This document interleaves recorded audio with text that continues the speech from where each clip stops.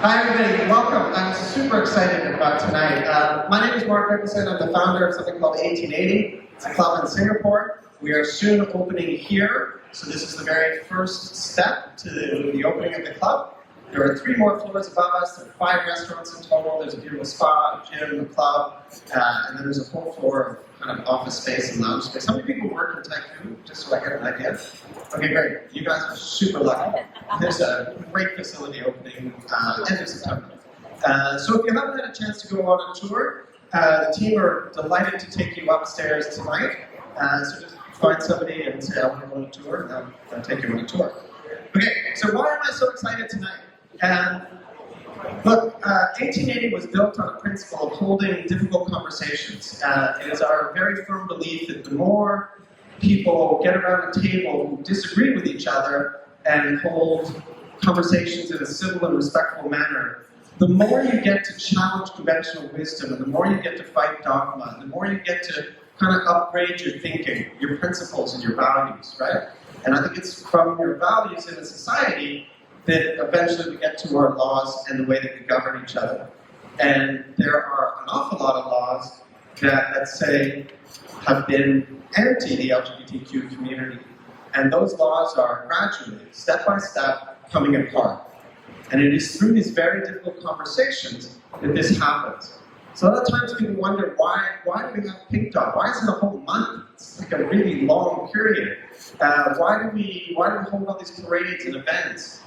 And there's a good reason behind it. And the reason is in the pudding this week, which is on Tuesday, Thailand became the first UN country in Southeast Asia to adopt same-sex and adoption principle, actually a very comprehensive law. And that is fantastic. And we can all clap. That's a celebration. Yes. But there's a long, long way to go. And we held a talk similar to this in Singapore a couple of years ago. And there was a 15-year-old girl who was there.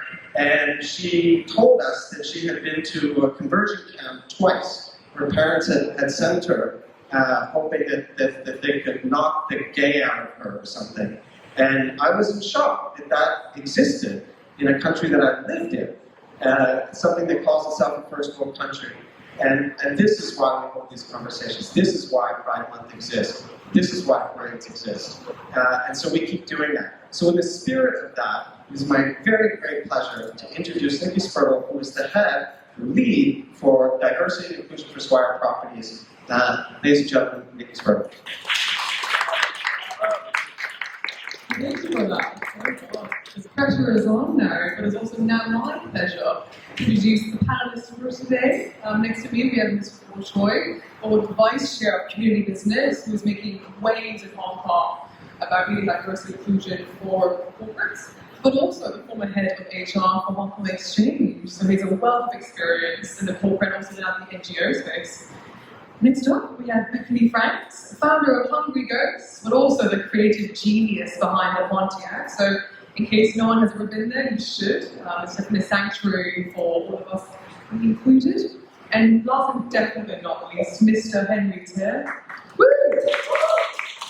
Transgender activist and dear friend, but had a landslide, an incredible landmark case recently actually to have his gender finally recognized on his HPID card. So again, round of applause for Henry. So first up, we have a bit of a video that Beckaly will brief us on quickly. Hello, it's working. Hello everyone, I wanted to say just a quick thank you for coming. We're just going to start this off with a video that was created by my bar manager for our bar. His name is Choi. This video is an art piece. It is part of his process. It's meant to inform and create awareness through the medium of art, not to trigger. There will be lots of levity. So, just please enjoy.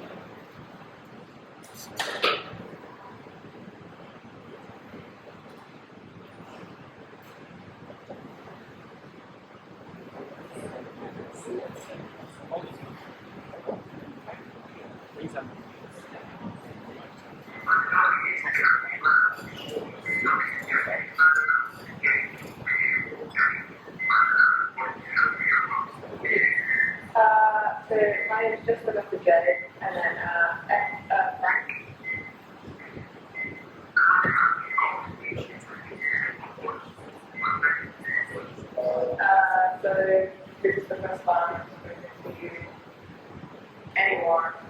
medical sense, my identity, besides my GP, was like, it's black option. And I decided I wanted to, I couldn't live with a girl or a woman. Yeah, I think this is good, yeah.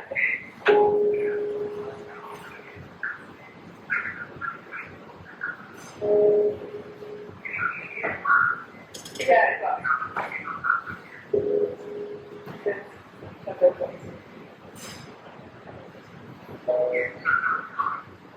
yeah. Love you.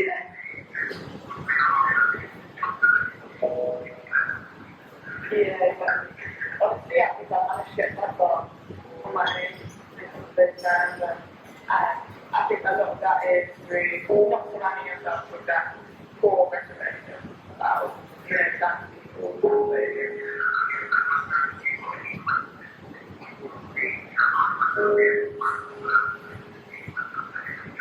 Well, I just want to know kind of like what the timeline looks like.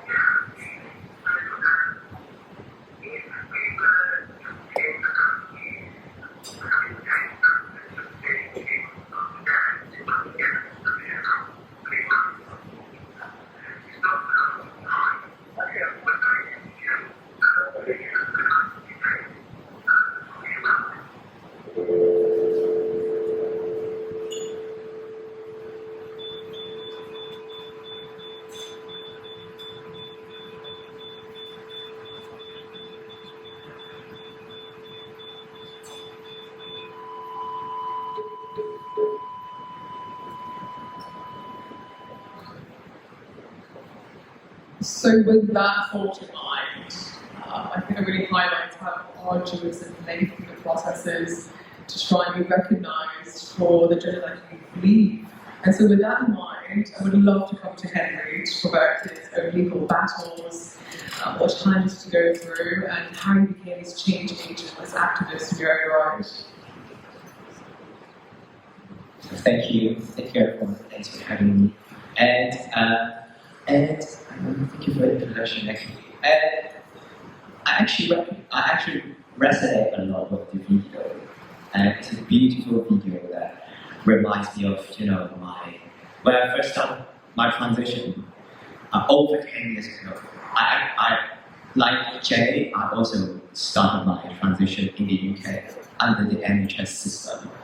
And things were very different back then, because I don't know if you're aware now that in the UK or in the US there's a huge wave of anti-gender movement now. And that there's a bunch of people who constantly try to undermine trans rights by banning gender affirming care and taking rights away from us. And in the UK nowadays, as the elections coming up soon, and some politicians, they're trying to use the trans issue as a way to, divert attention from their own problems, and now they're talking about banning medical access for kids. So, but for me, I was very fortunate when I started it. The wait was not that long compared to that now, and that's what I'm going to talk about. Me growing up as a transgender person, and as someone who was born and raised in Hong Kong, and so let's start. And I guess most of you in the audience would not really pay attention to that one letter on your ID card, the gender marker, male or female. It's like oxygen to you, right? You never really pay attention to it. When in Hong Kong, whenever you ask for your ID card, you just present it. And you're done after the procedure is finished. But for trans people, mostly like myself, it's a huge issue because there was no way for me for a very long time, for over 7 years, there was no way for me to have a male ID that reflects my male gender. And that led to many problems. So you can imagine, not being able to access the gym, the bank, or even toilets every day is a struggle for transgender people like me. And I couldn't see myself settling in Hong Kong because thinking ahead, how can I get married and form a family? There's just no way. And that is the crux of my activism. But going back to my transition, I think we can go to the next slide. So I've always been looking very boyish and naturally gravitated towards anything stereotypically boyish, and I was very fortunate that when I was a child I wasn't bullied at school, and I attended local schools. And I was considered one of the lads. I would go play football with them, do whatever, play video games. And after the age of 12, I progressed to this evangelical girls' school,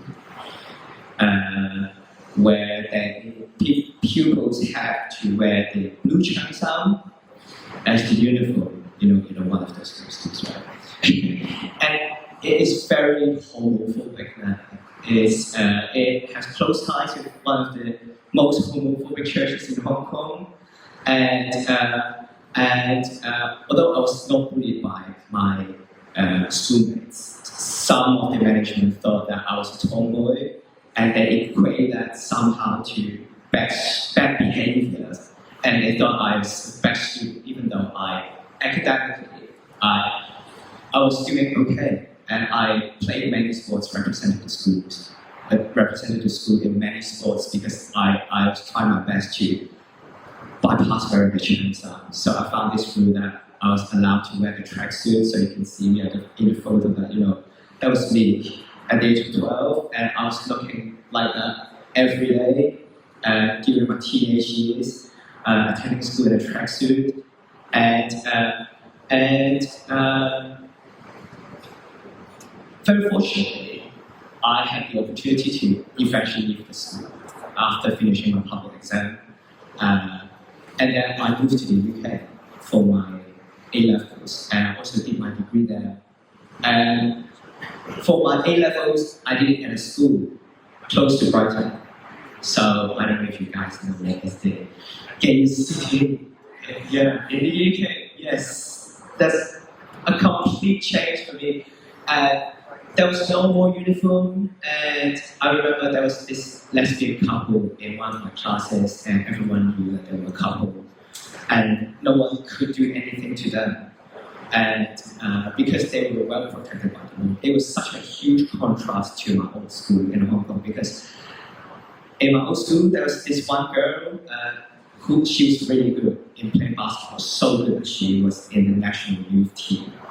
And she was kicked out of the team because she was found out to be in a lesbian relationship. So that was how bad things were. And I think things now, you still see cases like this, especially in this kind of traditional girls' schools, which are controlled by the church. And I'm not saying all the church, hopefully, but mainstream churches as well. And externally, when I was in the UK, I felt completely accepted, but inside of me, I was having this increasing struggle, especially my increasingly feminine body, and there was nothing I could do to stop it from following the female path. And then, even though I tried my best to bend my back, walking, and I was constantly bending my back at the start, and then I gradually moved on to wearing a binder. Do you know what a binder is? A chest binder. So it's a half vest with some bandages on top, so you bind your chest really tight and your chest flat. Because I wore that all the time because I didn't want people to perceive me as female. And then I wore that so long, and under one time when I was walking under the sun, in the heat in Hong Kong, I almost fainted. And I realized that something was going on that I must resolve. Otherwise, I can't function normally in life. And I could see myself, entering this wider world as I was, making all these big decisions, which universities I should go to, what jobs I should get. And in the future, I could see myself living as a woman or being in a romantic relationship as somebody's girlfriend. I saw myself as somebody's boyfriend. So, and I was very fortunate in that environment in the UK. I knew that, at first I got to know what transgender meant. And I knew that there was something at the NHS that could help me achieve that. So after some consideration, I put up the courage and I went to the GP and said to him, can you refer me to the gender clinic?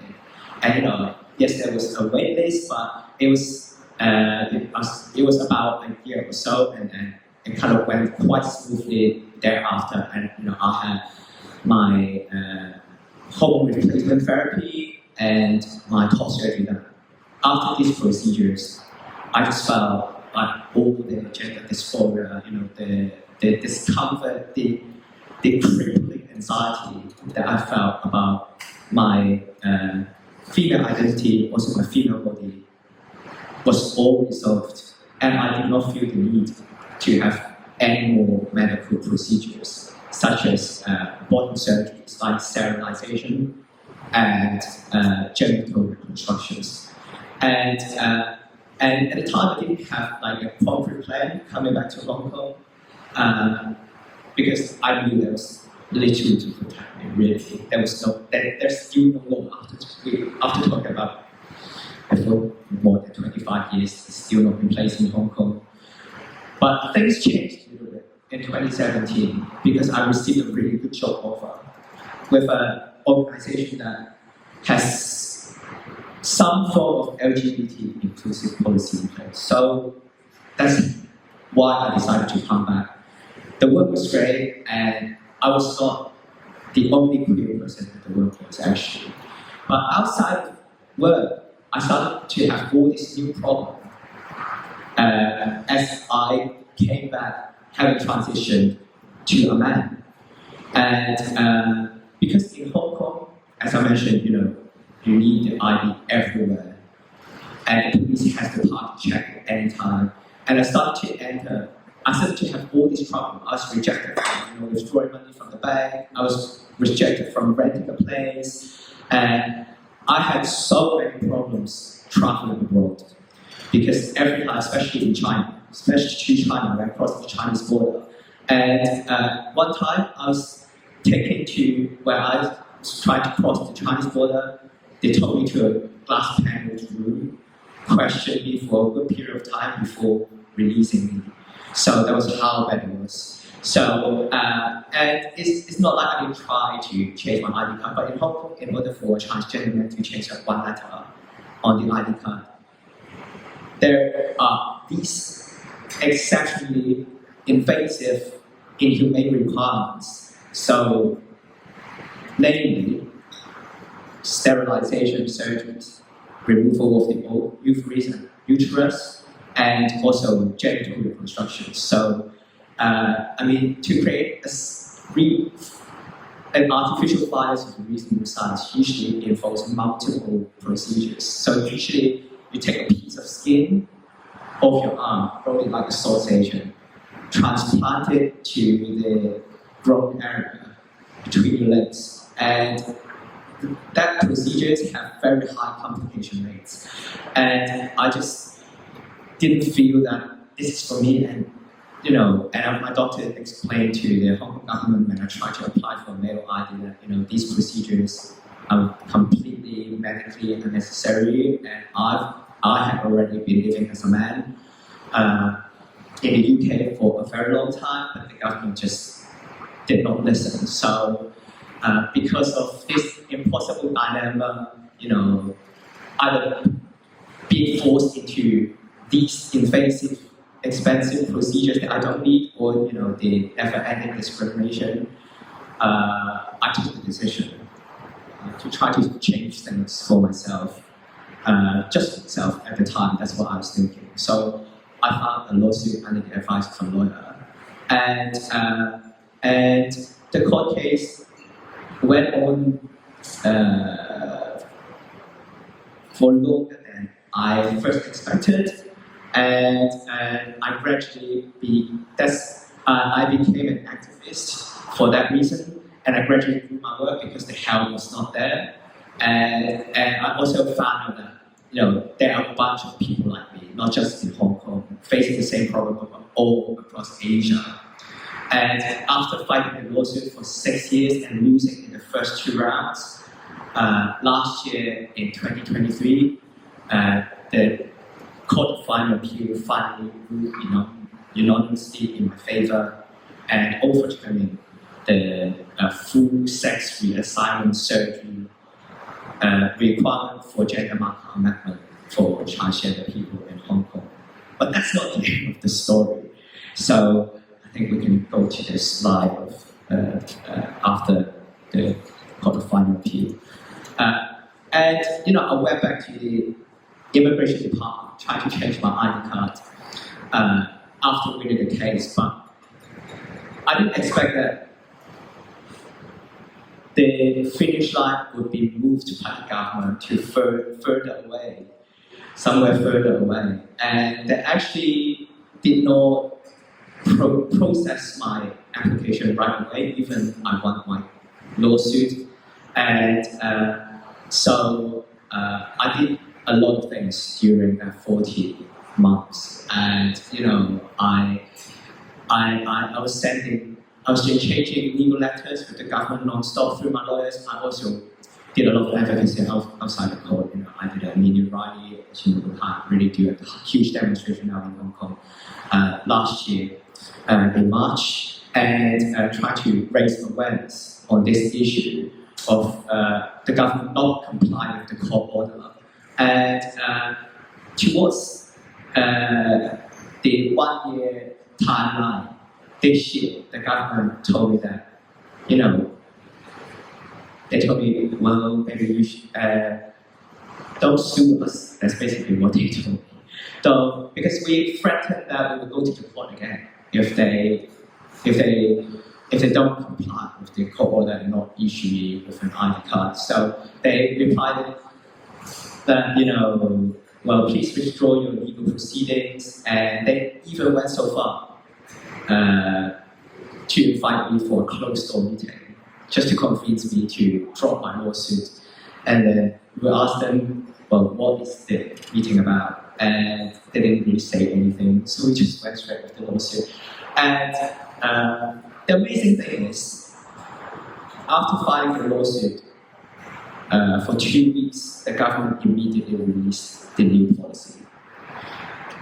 And that's when transgender people like myself can really change their ID card. And eventually, in April this year, I collected my ID card. I think we can go to the slide of me collecting the ID card.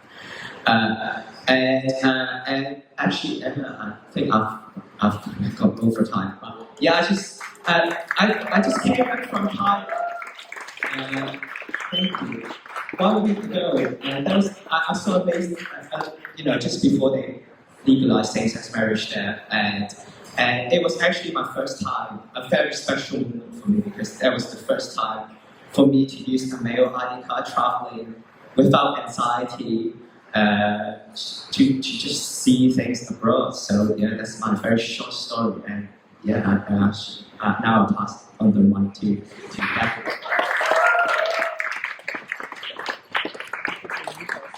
And I don't even know where to pick up from that. Again, it's a very brave story. Thank you for your candor. I think we really all appreciate the human, the narrative as to what it means, the emotions, the anxiety. I think no one here can truly imagine what you went through, so thank you for sharing that. But I think the key points that I took away from that was you needed the community to not feel alone, to have the terminology to actually describe what you went through as well. So speaking of community and spaces, I'll segue into Beckaly about why did you create inclusive spaces like Pontiac, Comiel, and how are you a change agent in your own right?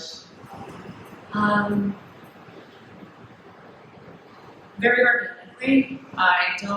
So one of the things that I like to make clear in the beginning of these conversations is I'm very aware my situation is different, and my experiences are different, and the way that I was raised is different as well. Like so like, having the microphone in an Asian, like in a space in Asia, like I just want to make that very clear that I'm aware of that.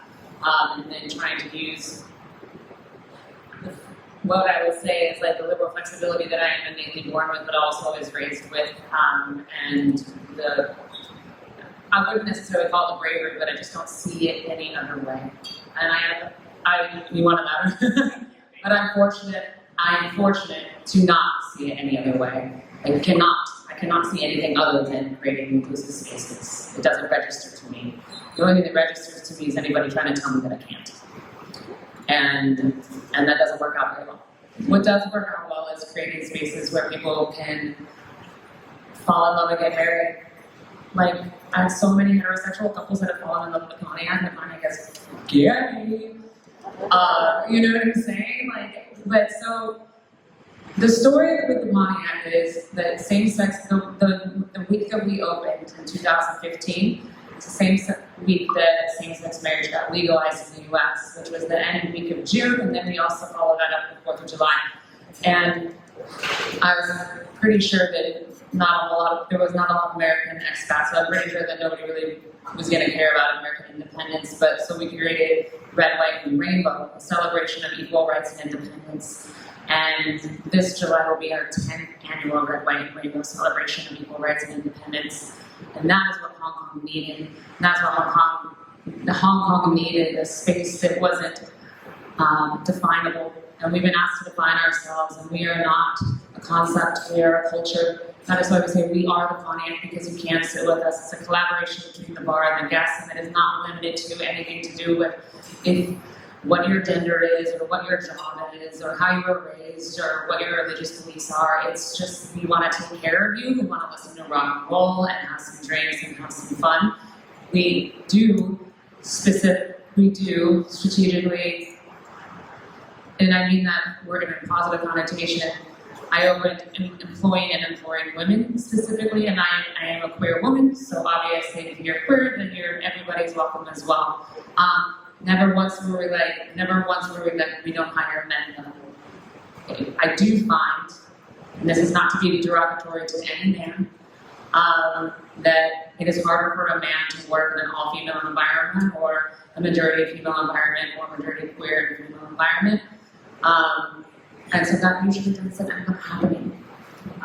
So we do actively choose to hire, employ women, and obviously LGBTQ as well. But if any cis male was like, this shit's awesome, I want to do it too, we'd be like, get in where you fit in, motherfucker, let's go.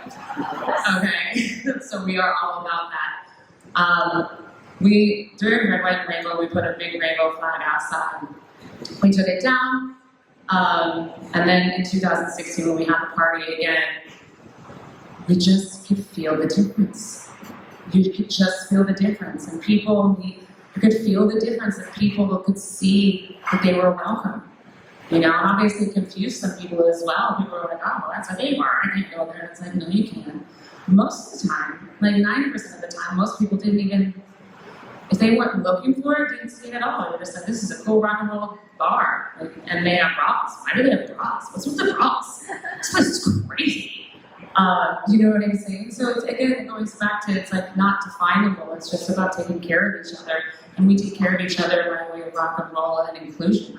We sell inclusivity. That's what we do. So, because we could feel that change, we could feel that like almost like a softness. We just kept the rainbow forever. And, it's very iconic, and it's part of our branding. And we've always said at Pontiac that we are not a gay bar, we're just a bar. And that is true, but we are super queer. We don't define ourselves by that. In moving forward into our other hospitality venues, so my wife and I are very, very fortunate to have lots of similarities when we think about what it means to nurture, to take care of people, and to create space, and communicate and listen. And we also don't define those spaces as being queer, but there is very much a difference when you're a queer-owned venue and you're also a woman. There's an element of nurture to it, and so it goes back to not being, directly one way. Like, call me out as a neighborhood joint that it's just rustic comfort food, wine, cocktails, and a lot of 70s rock and roll. And then there's Artifact Bar, which looks like a subterranean spaceship in Hong Kong land. It's a speakeasy. It's crazy. It's designed by one of Hong Kong's most famous architects. And so we're not limited to our creativity in any way, shape, or form, and we won't let any of our venues limit our ability to take care of people in the exact same way that we always intend to take care of people. We don't have to segregate or compartmentalize. We can humanize and normalize loving each other and creating space. And in continuation of that, just again going back to Jay's video from Artifact, I had his consent to use this video, and I have somebody in the back filming that this video is being filmed, and that will be put on Artifact's page. And I consent to do that. And that is in which, creating awareness, very much we are here and we are proud. And we are proud to be here, we're proud to love each other, we're proud to have these conversations and create art. And currently we do that by way of hospitality. Yeah.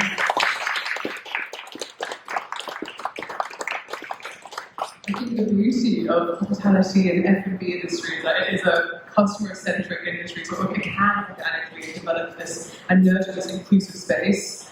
Having said that, then moving on to more with the corporate space, so given that it's not as organically, let's say, inclusive, not boring, I didn't say that.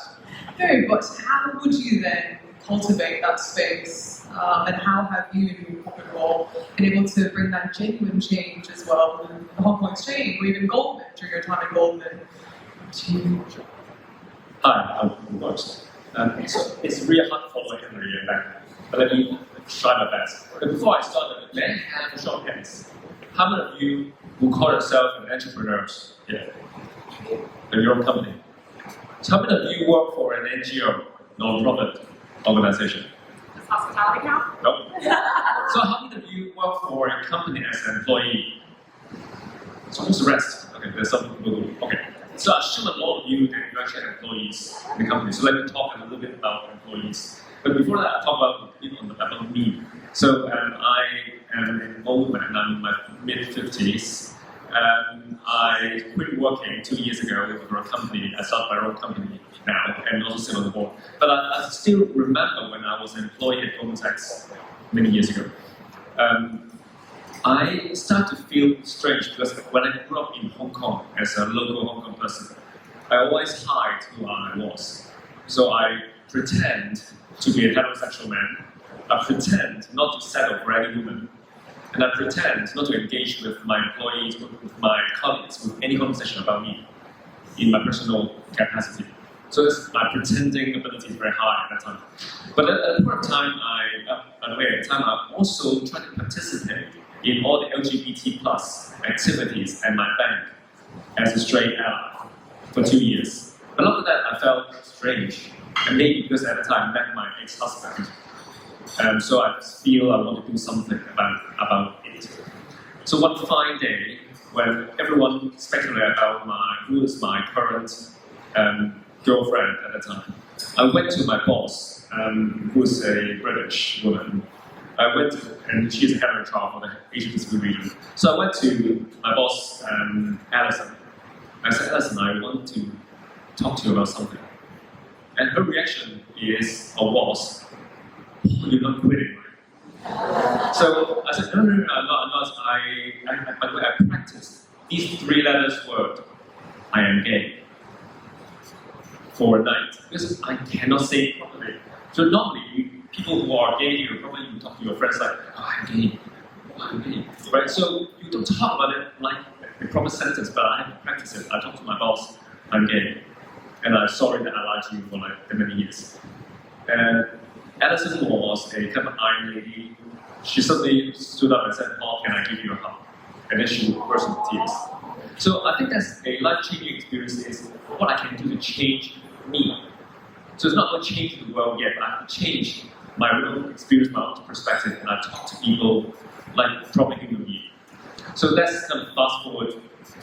From that point, I started getting more and more involved in promoting LGBT+ in the company. So there are a few things. I'm not trying to brag on all these things, but trying to get companies working with NGOs more and more, because a lot of NGOs in the world, whether it's Pride, whether it's Pink Dot, whether it's Pink Alliance, etc., they need support from the corporate sectors. So I started a campaign from Goldman, which is the bank that I work with, to gather more people supporting those NGOs as companies. And they start a whole wheels of things happening between the corporate world and non-profit organizations. So there's one campaign that we ran called Pink Friday. Pink Friday. It was started in 2013 or 14. At the time, I would talk to a colleague who's on the trading floor, which is like masculine, male-dominated area. And he suddenly talked to me, "Paul, I have an idea." And he said, "Can we actually ask people on the trading floor to wear pink t-shirt on a Friday? No matter they stay in-house or they go outside meeting with clients, I want them to wear it pink to visibly show that they support LGBTQ+ in the organization or generally." So, and that idea eventually turned into a campaign that first trading floor wearing pink on a day, and then banking people said, "I want to wear pink too, why only trading floor people wear pink?"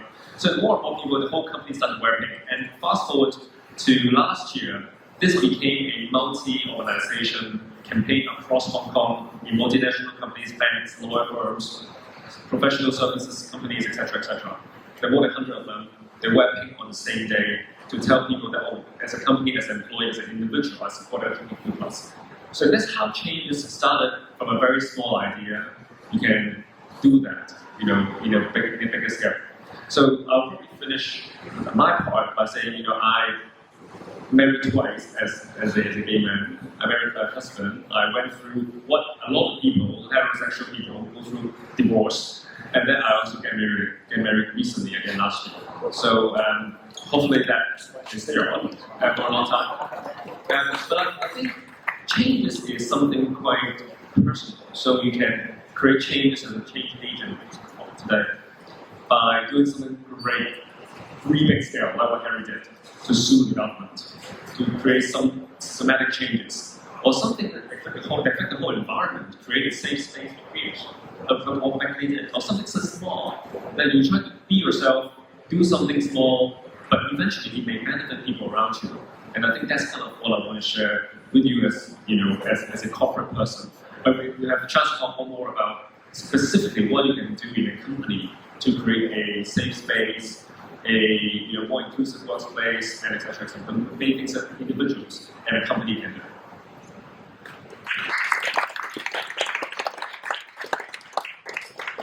Thank you for that, and it really broke my heart that you couldn't, feel like you could say that to your boss. So, again, speaking as an ally, I would really appreciate to know. Again, I'm hoping that the next steps for us to take away, as allies, as corporates, as I don't know, from insurance seat.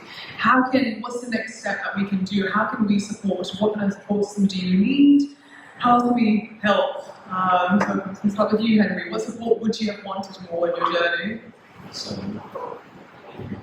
So now I've collected my arguments and many other, especially trans men. They're about to collect their new IDs, but this is not the end of trans equality. Obviously, in Hong Kong, I don't know if you've read the news. The revised policy, although it certainly is not a step backward, as there's a lot of misinformation out there in the previous few months. It's a new option for transgender people, but it's not it. And of course, it resolves a lot of the burning issues, like I said, not being outed every time you present your ID, right? All these problems and marriage, etc. But this is not the end of the journey, because the new policy still carries a list of burdensome requirements, like this hormone random home checks. You need to be certified by a doctor that you lived in the acquired gender for 2 years. And you have to notify the government if you change your address or your phone number within 30 days. So these things are potentially discriminatory and overly invasive for transgender people, and I'm constantly following up on that. And apart from the issues with the revised policies, there's also still a lack of comprehensive gender recognition law in place in Hong Kong. So this is the root problem of a lot of the things, legal obstacles faced by transgender people, and that's really the reason why I had to file the lawsuit, because the government, although they were told to bring in this law 10 years ago, after the first transgender case was concluded, they did nothing about it. That's why my case came up, and 10 years on, the law is still not a reality. And this is something, after we get this lawsuit done, I think it's a suitable time to start a new chapter. And I'm continuously working with my legal team, but this is not a thing that is just about me working with a lawyer. It involves a lot of advocacy outside the court as well, because it's such a hard battle. As you see in my court case, we lost in the first 2 rounds, and with those advocacy work, like event organizations, etc., we really need the support of you, corporations, funders, and anyone with any capacity for that reason. So, and help us to, get further ahead to create real change in legal terms in Hong Kong, because that's what my focus is. Because I think, although law cannot solve everything, it is a very effective tool in improving LGBTs and trans lives all across the world.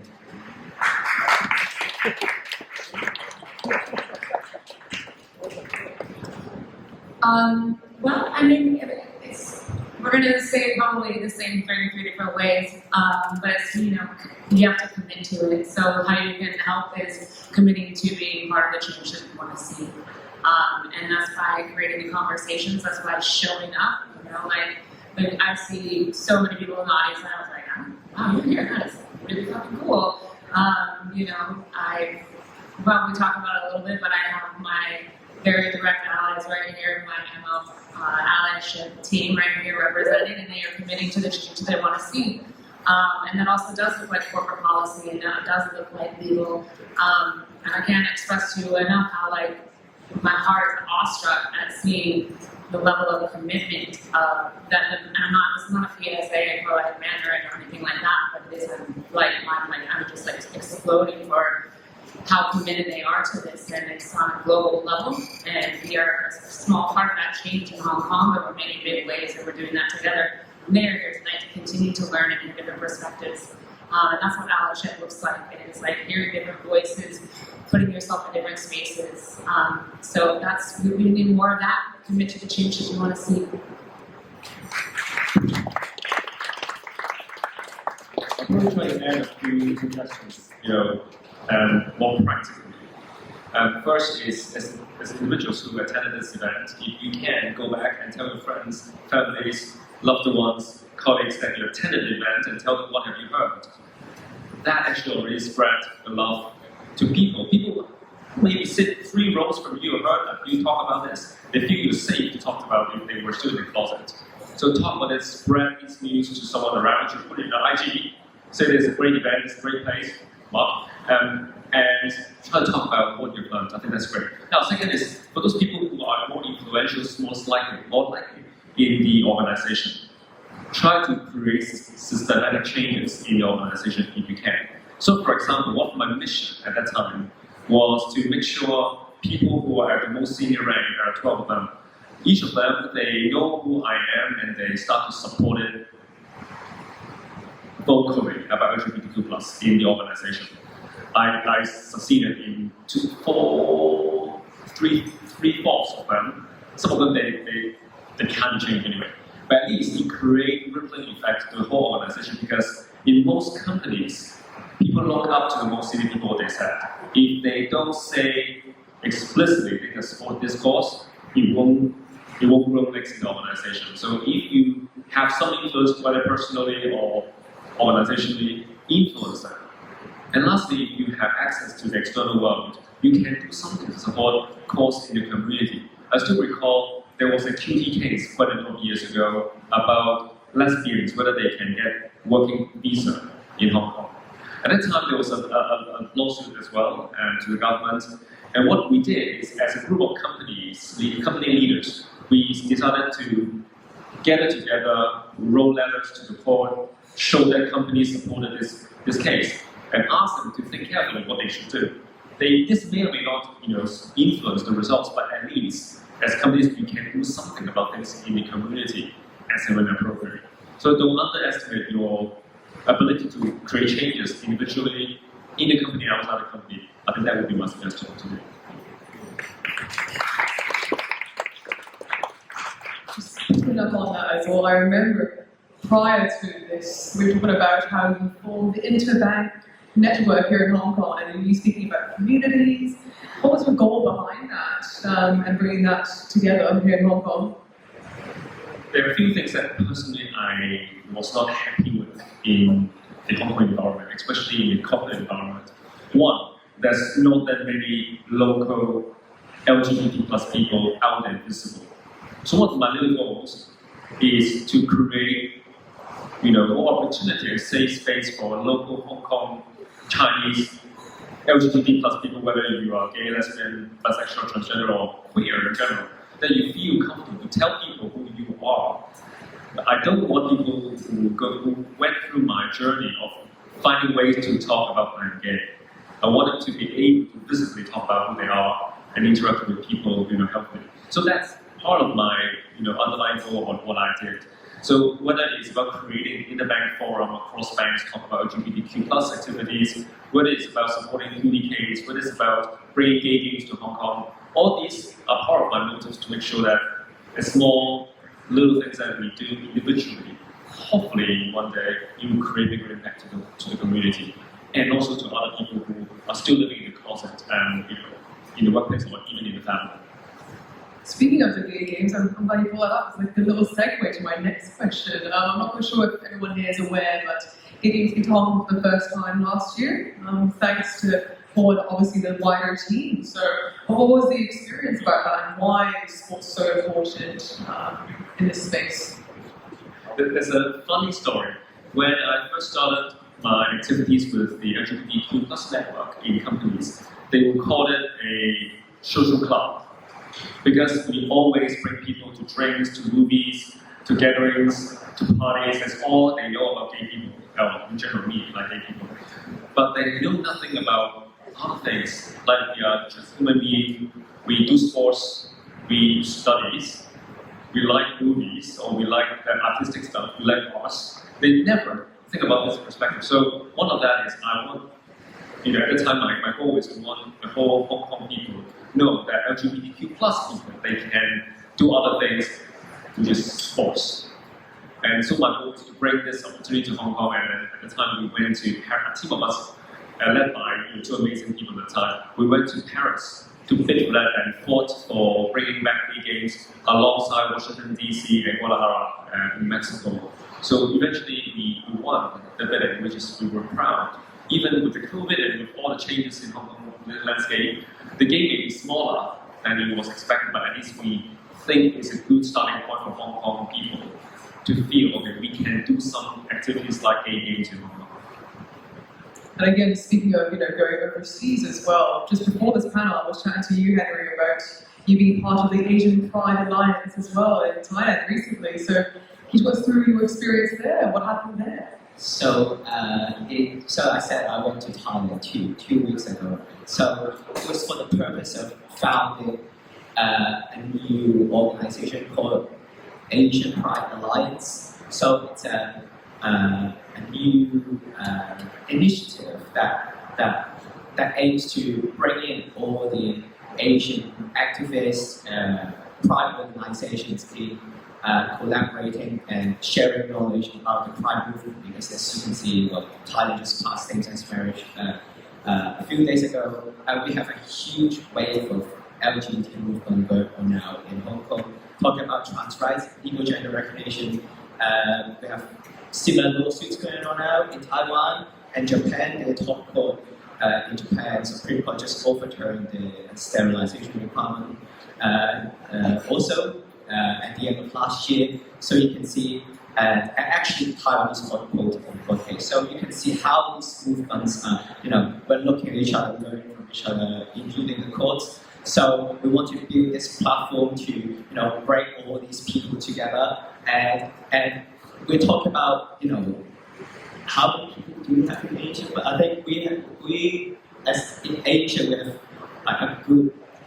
a large portion of the global population in Asia, but yet there isn't like an organized initiative like this to try to help facilitate things. So that's why we were there last week, and we were very fortunate that we were greeted by the Thai Prime Minister there. So because they from the locals in Thai, from the local organizers in Thai, they want to take their pride movement to the next level, not just for the sake of human rights, but also for paying money as well. And they want to bid for World Pride 2030. And that's basically why we were there in support of World Pride 2030, and to found this new chapter of the Asian LGBTQ. But if you think of platforms and what other kind of alternative ways you can bring awareness to it as well, I'd like to come to you now, Beckaly, as well. When it comes to art, how do you see art as a form to bring awareness, to bring more? Isn't that what art has always done? Isn't art a tool of communication? I mean, it's so, I'm not trying to overgeneralize, but art is self-expression, it's communication, it's sometimes saying things non-verbally or verbally, or you know what I mean? And art is such a broad realm, so it's, it's absolutely, you can talk to everything, so it's vital. It's vital to communication, it's vital to survival. Art is vital to survival, full stop. I'm not trying to be so limited. I'm just like, art is vital, period.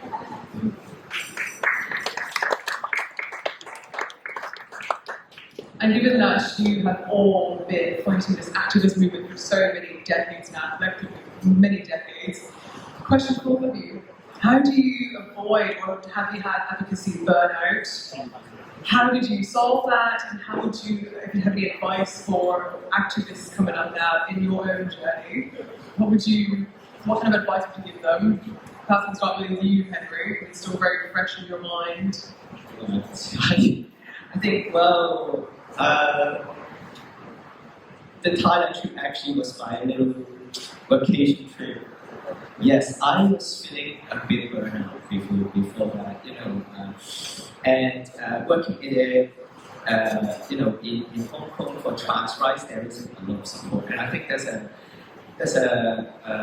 lack of technical expertise in here as well, and that's why, as I said earlier, I didn't really feel supported as I was fighting the lawsuit, and the older trans activists, they don't really understand the human rights perspective, and some of them are even against, they oppose me fighting the lawsuit, and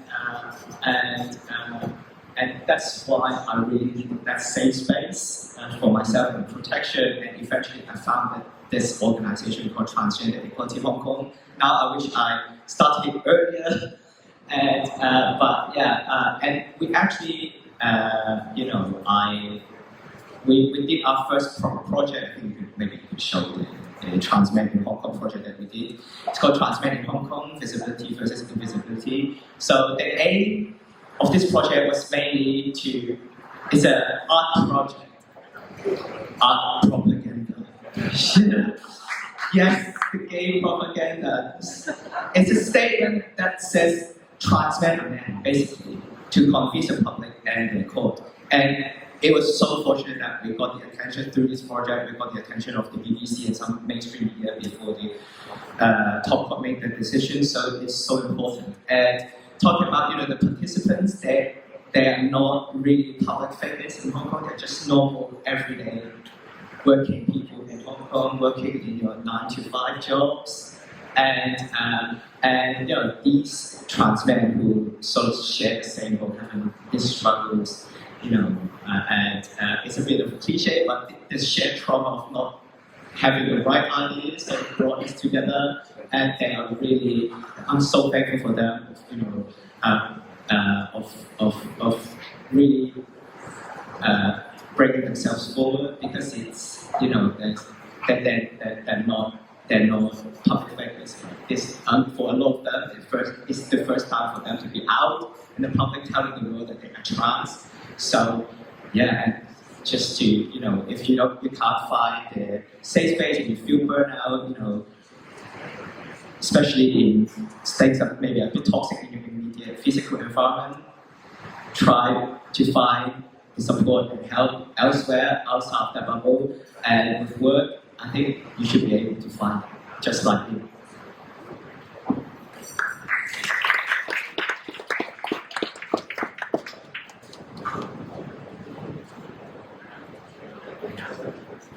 Okay, so how to avoid burnout? I think I have 3 things in mind in most of the days. One is that I feel that there's always something to learn that I don't know about. And the part of learning keep me going. So I have to confess that when I first came out to the world that I was gay, I have no concrete knowledge about lesbians. I don't know any lesbians around me at the time. I don't know gay people around me. So I learned a lot of who they are. I learned about their challenges. I learned how to support each other. And they extend to other facets of LGBTQ+, but also women, because people with disability, younger generations, they're all different. So I learned something that keep me going as a person. But I think the most important thing is be happy with what you have. Even your setbacks, even it sounds there's no hope, in front of you. But there's always something that I try to grab out of it, either celebrate a little bit with people around me who work so hard on the same course, or figure out what's the little next steps I can do to make the things feel slightly better. I think that's an attitude. Think about the gay issues we talk about. Think about all the losses we're facing. Think about the government is not responding to some of the things that the court asked them to do immediately, and it takes a lot of time. These are all, disappointing and challenging. But whether you keep hope, you keep pushing, you keep trying to do something about it, that keep me going, on a day-to-day basis. I absolutely agree that you have to keep learning too. So, and I understand that these conversations could probably come off as redundant, or what is the importance of why we continue to sit here and have these conversations? Because it's such a prismatic conversation, but it can probably feel really isolated if you're not in it.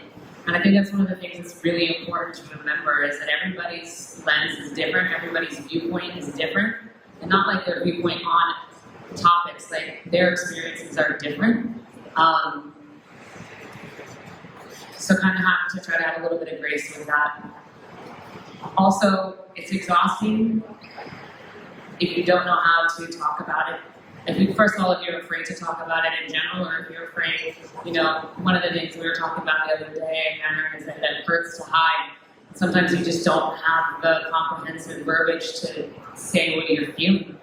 I was actually on a sex education Zoom call with Sean Griffin, which Sean, we all know Sean, and Mary Foxworth, who's a certified sexologist, and she created very comprehensive, inclusive verbiage and having a conversation, which would, is like blatantly taboo, but the goal of it is to destigmatize and to educate. And if we have more tools to educate and to learn, then things will hopefully become less exhausting because we can communicate. Well, I think it's a fantastic segue to talking about it more. If anyone has some questions and thoughts and concerns, as you were saying, it's about having the right terminology, the right time, the right frame of mind to talk about it. So, this is a safe space. There'll be mics going around. If you have any questions for the panelists, I'm sure they'll be happy to take it. Oh.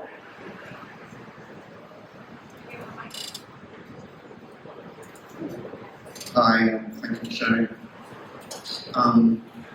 I think corporates in Hong Kong, many of them are quite supportive. I think in the last 10 years or 12 years, I think overall sentiment has gone more positive with Print Friday. And but I also know for a fact that a lot of companies out there, they're just supporting Pride Month just for the sake of doing it. And changing that to picture on LinkedIn, saying to Rainbow, I'm so gay now, I'm asking, So all of that is still quite fake in a way. So, and in a corporate situation, as an individual, it can be quite difficult to come up with it, and depending on the culture, depending on your team, the colleagues, there are pressure. And you don't want to play the gay card too much. And my question is, in Hong Kong, overall speaking, in the box ticking culture, and which it is, it seems like what Henry was saying, a lot of things are being enforced on, unless there are policies out there, and even policies, it's not quite there yet, it's getting there. So, as an individual, what more can be done in an office environment to be an advocate, to and events are out there, but so how can you sort of like not popularize, but to spread the word, to make it a bit more supportive, at least in an office environment. Thank you. Thank you. Thank you for the question. I think that's a very real question in Hong Kong. And first of all, I don't want to paint too rosy. There's no anti-discrimination law in Hong Kong about LGBTQ+. Okay, there's no. Okay, so it is what it is. However, I think there are a few things that we as individuals we can still do. So remember I talked about disappointment, but also find small things we can do to create hope for ourselves. So I think first is, I think a lot of you sitting here, I assume that you work in a company that is at least okay with who you are, right? So for either as an ally or as LGBTQ+ individuals, I think they're okay at least. But I think if you feel that it's not a safe enough space, what I did in the past and what I suggest you to consider doing is create your own safe space. So either a team of people, a group of people in your company that you can openly talk about your challenges, your experience, and get support from each other. Or you can, talk about not in a complaining way, but in a requesting way. What you would love to see more in your organization positively. Generally, because I worked for HR for many years, we hate to hear complaints. But we are okay to hear about requests. If you are patient, if your requests are sound, for the benefit of you and for the company, in most cases, a fraction of that request will be achieved in the organization. So the question is not about what, it's about how you do it. This would be my 2 cents. You will find ways to do it, and you can find ways to do it if you don't lose hope. You surround yourself by people supporting you, and you learn the skills of how to do it technically in your organization, then you do that.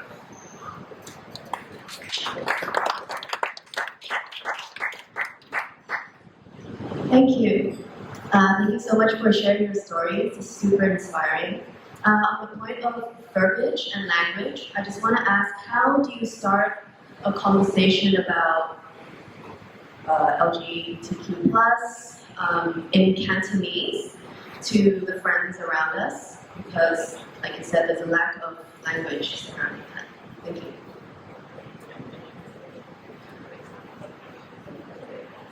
I obviously can't answer that question. Well, I mean, like, but if no one's gonna say anything, I'll figure it out. That's a good question. I think most of my experience, comes from me fighting a lawsuit. I think the public rhetoric in the Chinese mainstream media, they have changed a lot, and especially it's fair to say that, especially after winning the court case, they want something positive to report in the news, and they've been very interested actually since I won the case last year. A lot of them they've started to approach me, asking if I can do an interview with them, or I can bring someone else to do like a group interview with them, because they want the content. And I think this is something that appeals to the public in a way, because the readers, the age of the readers, they are changing. The new generations are coming in, so as the journalists. So I think it's a natural process that we will have more Cantonese content. With that said, with my organizations, we do everything we do. We try to do it in 2 languages to make it accessible for local audience and for people who can't read Chinese, who don't speak Cantonese. So, and we'll continue to do that. And we have new content and propaganda project coming up. So yeah, if you're interested, you can stay tuned to that. Yeah, and I'll follow that as well. So, there's a group of people we included creating Cantonese content for DI training, by the way, for companies and organizations. So stay tuned. Hopefully something Q4 this year. But anyway, so to your question, I think the reason why I have this question is, number one, you don't, in some occasions, you don't know whether the person you talk to is LGBT or not, right? So you're afraid that you're making a mistake. You're afraid that you're still typing that person, and that person becomes defensive. So in most cases, my personal advice is to treat that person as if just a normal friend. So for example, if I talk to my friend about their love lives, I'll talk about love lives to everybody, but I'll make it natural. Like, Cantonese is very different, right? There's no he or she. We just talk about, you're going out tonight with your boyfriend or girlfriend. You can do that in Cantonese with boyfriend or girlfriend. That make you inclusive and make you not assuming. If the person reacts in a very certain way, then next time you won't use boyfriend and girlfriend all the time, but you use the phrase that the person will feel more comfortable. But the last point is, don't afraid to make mistakes. All straight people make mistakes about LGBTQ plus people. Period. All of them, they make mistakes anyway. But if you showed up as kind, as caring, as genuine, as non-nosy, then you're alright. And make mistakes and you apologize sincerely and ask them to teach you what you should do, they will really welcome about that conversation. And adding on that as well. Adding to that as well, I found even as the wider kind of D&I space, I think it's the same as actually before the panel as well. It's seen as a very kind of a Western ideology, like what's D&I. And actually the D&I in Cantonese is Thai government, which sounds very much like weird. I don't want to say that out loud in conversation. So it's about changing the word. You can't just have direct translations. It's not as easy as that. So it's about changing it to respect. It's about being caring, as Paul was saying as well. So it's about changing the narrative to adapt to how people believe the culture as well. So I think it's very adaptable, this space, which is why it's exciting. Thank you for the question. Any other burning questions from the audience before we wrap things up? Because I think that is bang on time actually, everyone, for a change. Oh my days. Well, thank you very much for your time today.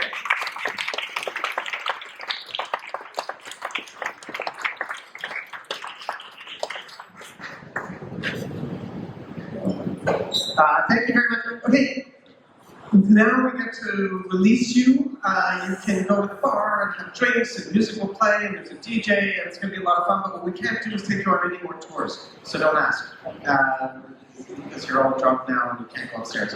But you can stay downstairs and celebrate tonight because this was a phenomenal panel. I want to take just one more round of applause for